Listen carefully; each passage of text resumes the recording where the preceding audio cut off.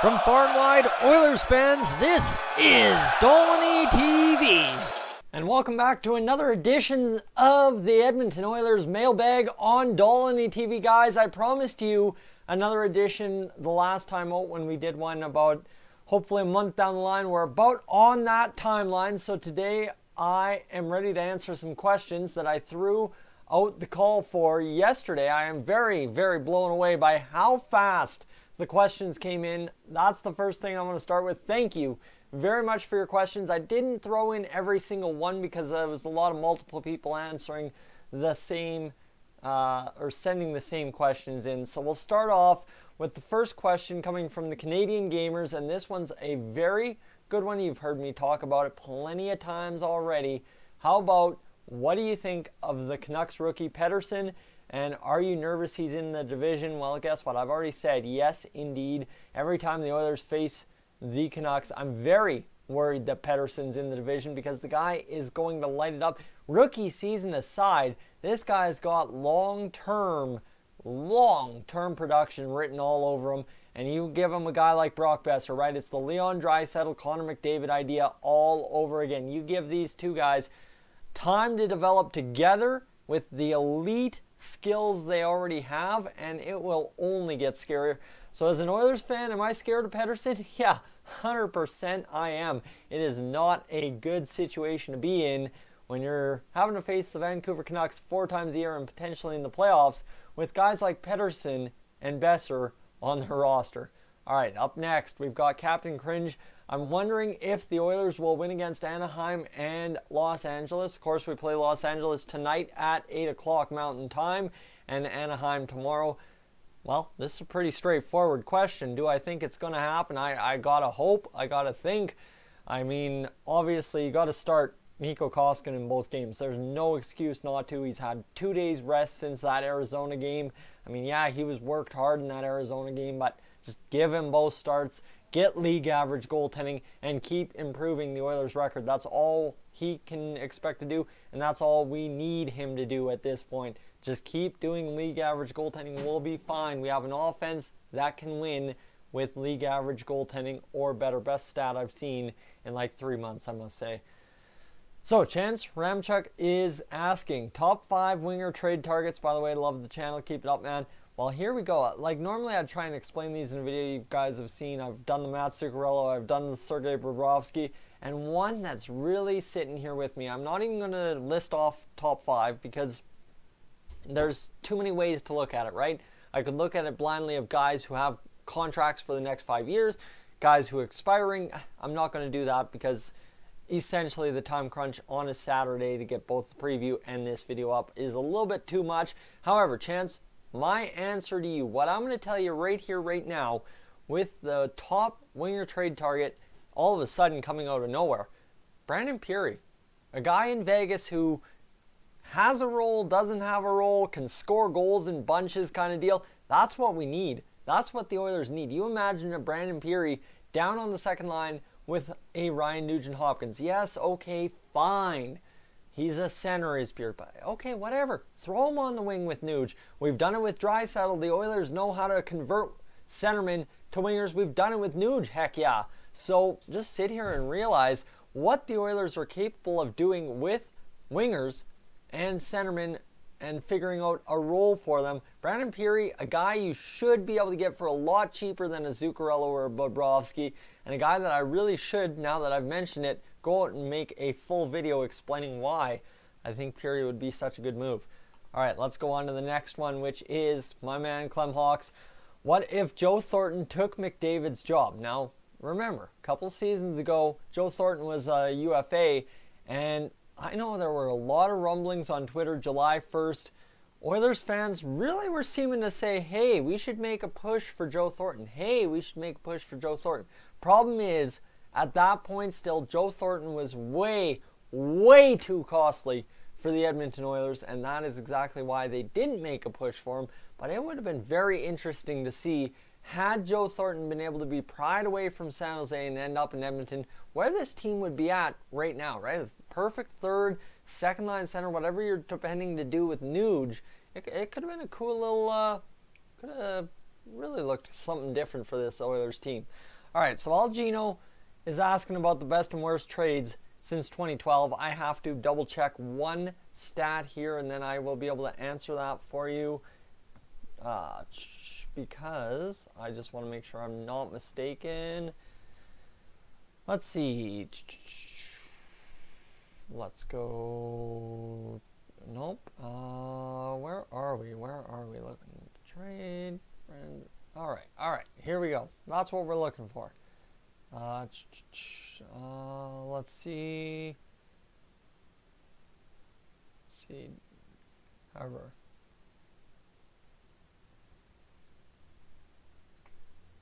All right.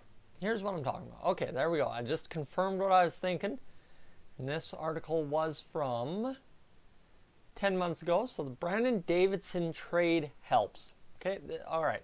Here we go. So the Brandon Davidson trade. Let's go back to the Brandon Davidson trade. This is the best trade Peter Chiarelli's done. Brandon Davidson for a third-round pick. Honestly, to get a pick for Brandon Davidson, that's huge. And to get a pick of that magnitude, third-round pick for Brandon Davidson, who we've already seen how his career is panning out in the NHL, you know what? We won that trade hands down against Montreal. Big trade for the Oilers. They got a third round for him.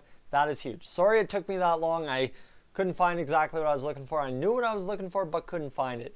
And worst trades, obviously, what I am always going to go back to, worst trade since 2012, is the 1-for-1 haul for Larson. You know what? I have nothing against Larson. I will repeat that as many times as I need to say it for you guys to get that point across in your head. However, there should have at least been something more. A second-round pick, a good prospect, another NHL roster player. There should have been something more to that trade coming back to the Edmonton Oilers. It's as simple as that, guys. Honestly, it was a little bit of a disaster at the time, and now it's really panned out to be a big disaster because we got defensive help, but we got nothing for the forward core or in terms of draft pick compensation. So, now, I suck at Fortnite. Well, would you trade Yamamoto, Puljujarvi, and a 2019 first-round pick for Tarasenko? Now, Tarasenko, that would be a massive deal if the Oilers were able to pull that off. The problem is I would not pull that off during the regular season just based on how complex of a trade it would be. But a Tarasenko trade for the Oilers, if you pulled that off, it would be a game changer, right? You'd all of a sudden have an elite sniper to play with McDavid and Draisaitl. Imagine that line, guys. That would be absolutely incredible. Just for that line alone, yes, I would make the deal. But giving up on Yamamoto and Puljujarvi, like I said, mid-season, I'm not ready to do it. In the off-season, if we reevaluate, make some trades, and are able to free up some cap space, get it done. Get it done, Chiarelli, if you're still here. Please, hopefully you're not here. Josh comes in. How do you think the Oilers would be doing if the NHL didn't change the draft rules in 2016 and got Line A instead of Puljujarvi? If the Oilers got Line A, the problem is I honestly don't know how to look at this one because, again, it's the old Oilers adage of bring kids along way too fast. It just, no matter how good a kid is elsewhere and he's brought along too fast, it doesn't seem to work in Edmonton. The only example of that working really well is the Connor McDavid draft pick. That's the only one that's worked out perfectly the way it should have, according to all the media that's like, oh yeah, this guy's so good, he should be able to do the job, no problem. That's the only one that's worked out right in how many years. I'm not going to bite and say Line A would absolutely change the Oilers, although some goal scoring definitely would help at this point, for sure. So, Peter Parker comes in and will the Oilers ever win the Stanley Cup again in the next 10 years, or how many in the next 10? Well, let's go double check one last thing here. Let's go over here. And Yavraj comes in and predict when McDavid will win his first Stanley Cup. Will it be with the Oilers? Yes. Okay, so both those questions, I wanted to answer those questions together because essentially I think it's going to take either not this year, obviously, next year, maybe, but I'm thinking probably right before we really see the NHL changing with Seattle and all that, right? The what would that be? Not next year, the year after. What's that? The 2021 season. 2020, 2021 season, I guess, if you want to say that. That's where I see the Oilers really having a chance to capitalize, because they should be able to move Lucic out by then. They should have Sekera retired by then, and Cam Talbot should be long gone out of the picture. Right there, you're talking how much in cap space that the Oilers could use. So you talk about 12, 14, $15 million in cap space. That would be massive for this Edmonton Oilers team, and that is exactly why I think that would be their time to contend, because once they've moved those cap spaces out and get something good for them, guess what? It would be all right time to be an Edmonton Oilers fan. So I'm thinking 2020, 2021. Oh, dying first thing this morning. And so Peter Parker gets a second question because, like I said, I wanted to answer those two questions, and those are the only two questions that were about winning cups. In your opinion, what would make us a better team straight away in the next few weeks? What did I say? It's as simple as this. League average goaltending. If we get league average goaltending, we are basically unbeatable. We're something 16-1-1. Come on. That is absolutely insane of a stat. So if we get a better than 904 save percentage and a 3.00 GAA, man, damn it, we're going to win games. And that's as simple as trading Talbot, getting somebody else in here who can get the job done easily with a 304 goals against average and a 904 save percentage, or 3.0 bang on, sorry. And Rick, you're coming in here. Will there be another exhibition game in my hometown Cologne with the Oilers? I don't think if the Oilers go back to Germany anytime soon, it will be a game in Cologne. I'm thinking somewhere Munich, somewhere else that's a big center in Germany, just to keep exposing everybody to the absolute beauty that is Leon Draisaitl and the Edmonton Oilers. That's my honest opinion. I don't think it goes back to Cologne, but do the Oilers go back to Germany? As Bill Daly's been quoted on saying, I believe, is the fact that the game is going to be global big time down the line. 20, 30 years, it's going to be a completely different NHL. Well, that starts today with sending teams over there to get the job done and say, hey, our guys are the best. Here's why.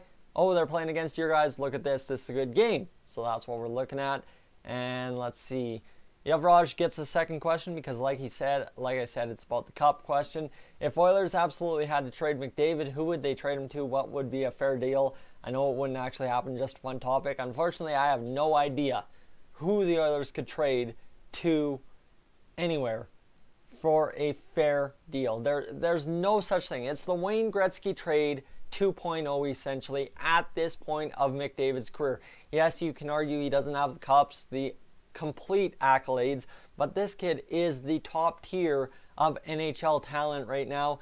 He's one of the highest earners in the NHL. You cannot say that a trade for him would be easy to even analyze. I mean, you have to go talk about going somewhere, something like maybe an Austin Matthews out of Toronto. Obviously, you see the value there, and first round picks, and like it would be a massive trade. Honestly, there'd be so many moving pieces it wouldn't even be funny. But guys, I think I'm going to let you go because I am out of trade topics, cup topics, every topic. I've answered all the questions I think have been in the mailbag. If I missed yours, definitely next time around I will try to get to it. Just make sure you say I missed yours and I'll make sure to get to it. Guys, I'm Tyson. This has been Dolynny TV. Thank you so much for tuning in to the Edmonton Oilers Mailbag number 2 on the channel. I will catch you in next one.